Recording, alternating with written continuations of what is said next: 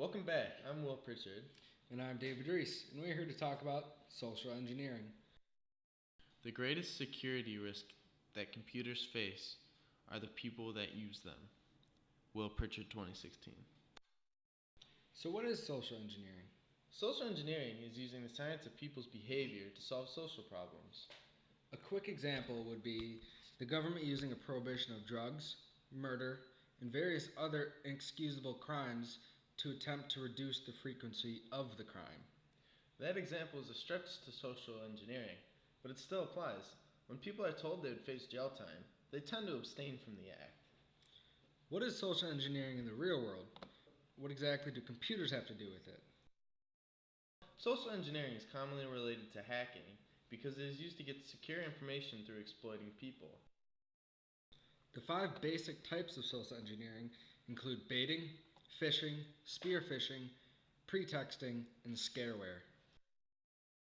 So, say you're at work and your boss just yelled at you to get back to work because you've been playing video games in the break room for the past hour.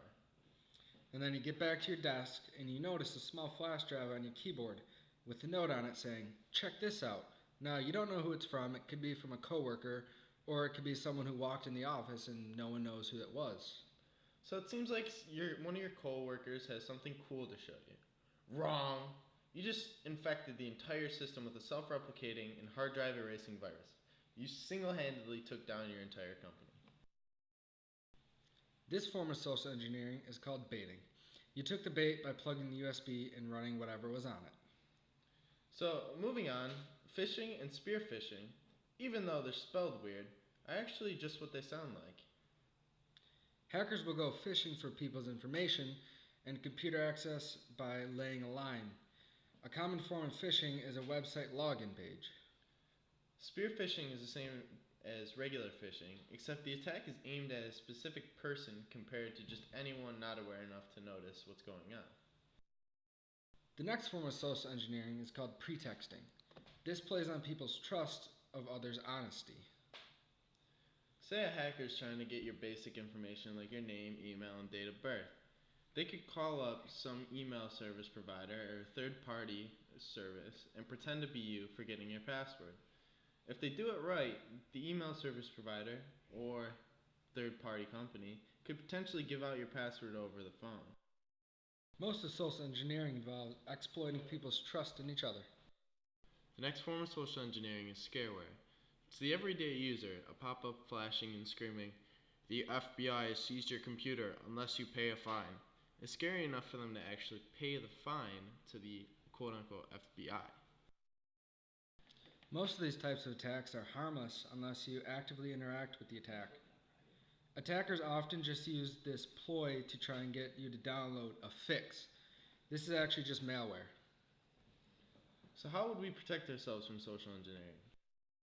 The best advice is to be cautious when surfing the web and double check the websites you visit and make sure you know that you are sending your personal information to the right place. Depending on your browser, it'll tell you whether or not you're at the correct site. For example, Google Chrome has a green lock to the left of the URL displaying site information and certificates, proving the site is legit. Last bit of information we can give you is if you have absolutely no idea how to help yourself, get help from authorities, the police, Or other security professionals. Bye. Have a beautiful time. Hey Will, why don't you check your email? There's this really cool website. You have to log in with your UBIT though. Alright. Hey man, check out this website. It's from David. Seems nice. hackers.buffalo.edu. Oh, I wonder. Sounds a little weird, but it's a group that UB has, so I thought it was okay. pretty cool. Alright.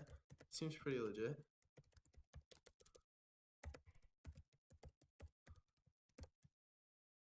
Yeah, okay. Nothing happened.